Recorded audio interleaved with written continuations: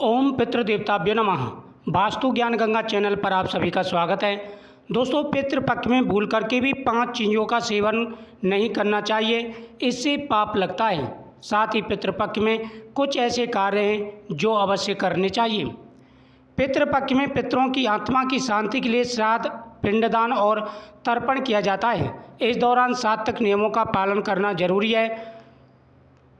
कुछ बातों का विशेष रूप से ध्यान रखना चाहिए। पितृपक्ष का हिंदू धर्म में बहुत ही महत्व है। इसे श्राद्ध पक्ष के नाम से जाना जाता है।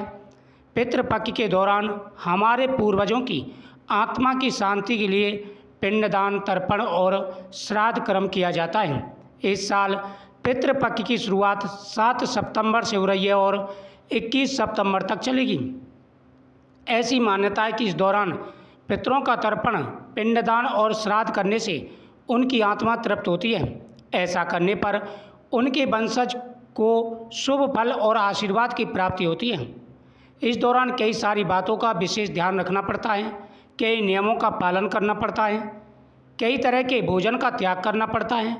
तो इन बातों का आपको ध्यान रखना है। पितृपक्ष में छोटी सी भी गलती बहुत बड़ी हो जाती है।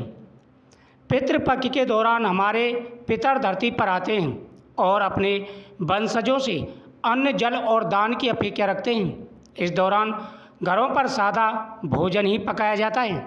ऐसे में अगर आप मांसाहार का सेवन करते हैं तो आपको पितृदोष लग जाएगा। यह तामसिक भोजन माना जाता है जो आत्मा की शांति में बाधा कारक होता है।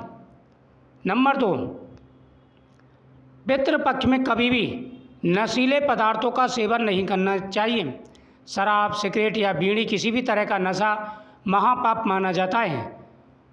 अगर आप पितृ पूजा कर रहे हैं तो विशेष रूप से ध्यान रखना चाहिए कि पितृपक्ष में भूल से भी इन चीज़ों का सेवन नहीं करना चाहिए।